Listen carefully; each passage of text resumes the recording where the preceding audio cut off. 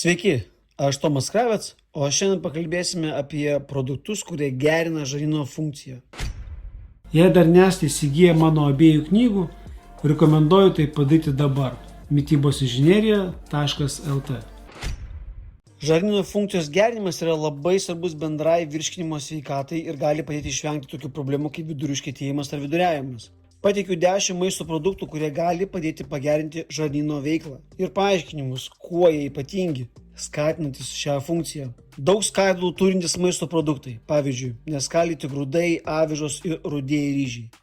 Pluoštinės skaidulos padidina išmatų tūrį, todėl jos lengviau pasišalina. Ji taip pat skatina peristaltiką, raumenų susitraukimus, kurie judina maistą virškinamojų traktų ir apsaugo nuo vidurių užkietėjimo. Slyvos. Slyvos gerai žinomos dėl savo natūralaus vidurius laisvančio poveikio. Jose yra sorbitolio ir skaidulų, kurios padeda minkštinti išmatas ir skatina reguliarų tuštinimąsi. Obuoliai. Obuoliuose yra daug tirpių skaidulų ir pektino, kurie gali padėti sureguliuoti tuštinimąsi. Juose taip pat yra natūralių cukrų, kurie gali turėti lengvą vidurius laisvinantį poveikį. Probiotikai. Probiotikai gali paskatinti naudingų žarnyno bakterijų augimą, o tai gali padėti palaikyti sveiką žarnyną, reguliarų tuštinimąsi. Lapiniai žalumynai.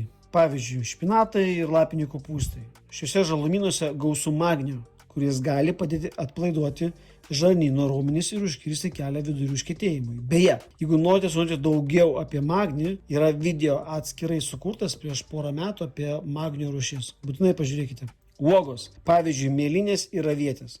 Uogose gausu skaidulų ir antioksidantų, kurie gali pagerinti virškinimą ir bendrą žarnyno sveikatą. Imbieras. Imbieras pasižymi prieš uždegiminėmis savybėmis ir gali padėti nuraminti virškinimo sistemą. Jis taip pat gali palengvinti maisto patekimą per virškinamąjį traktą. Rauginti maisto produktai. Pavyzdžiui, kimči ir rauginti kopūstai. Beje, mano kanale yra video, kaip pasigaminti kimči ir kaip rauginti kopūstus be druskos. Jeigu įdomu, būtinai pažiūrėkite. Raugintame maiste yra probiotikų, kurie gali padėti virškinti, mažinti uždegimą ir reguliuoti žarnyno judesius. Čija sėklos. Čija sėklos yra geras tirpių skaidulų ir omega-3 riebalų rūgščių šaltinis.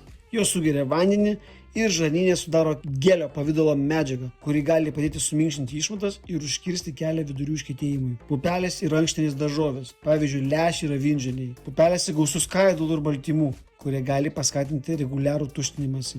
Be to, juose yra pagrindinių maistinių medžiagų, kurios palaiko bendrą virškinimo sistemos sveikatą. Šie maisto produktai yra ypatingi žarnyno veiklai gerinti, nes jie skirti skirtingiems virškinimo sveikatos aspektams. Juose yra maistinių skaidulų, vandens, probiotikų ir maistingų medžiagų, kurios palaiko sklandų ir reguliarų tuštinimąsi.